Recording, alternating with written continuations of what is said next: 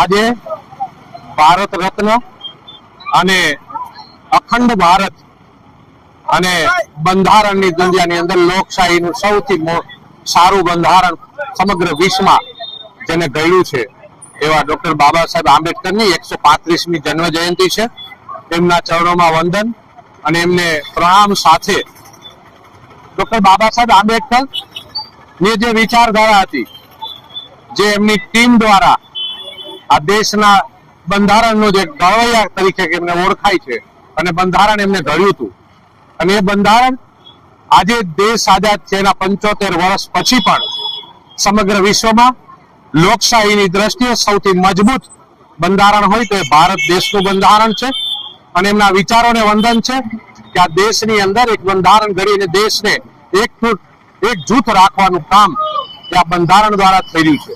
Doctor Baba Saheb Ambedkar દ્વારા જે રીતે દેશની અંદર બંધારણની વાત કરી છે, તો મારે આજે વિનંતી છે કે એવા મહાપુરુષો, આવા મહામાનવ, એમનો જન્મ જયંતિ હોય કે એમની તિથિ હોય ત્યારે આપણે એમના ચરણોમાં પુષ્પ અર્પણ કરી, એમને વંદન કરી, માલ્ય અર્પણ કરતા હોય છે.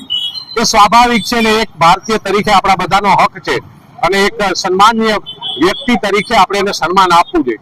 પણ આજના દિવસે એના જીવન ચરિત્ર ઉપરથી કંઈક આપણે પણ શીખી એક ગુણ એમનો આપણા જીવનની અંદર પણ ઉતારી તો આપણે પણ એવું કરી કે મારા દેશ માટે મારું યોગદાન શું છે એવો વિચાર આ બંધારણની અંદરથી આપણે શીખી તો જ સાચી એમને યાદ, સાચું વંદન અને સાચી એમને શ્રદ્ધા આપણે સુમન અર્પણ કર્યા કરાશે.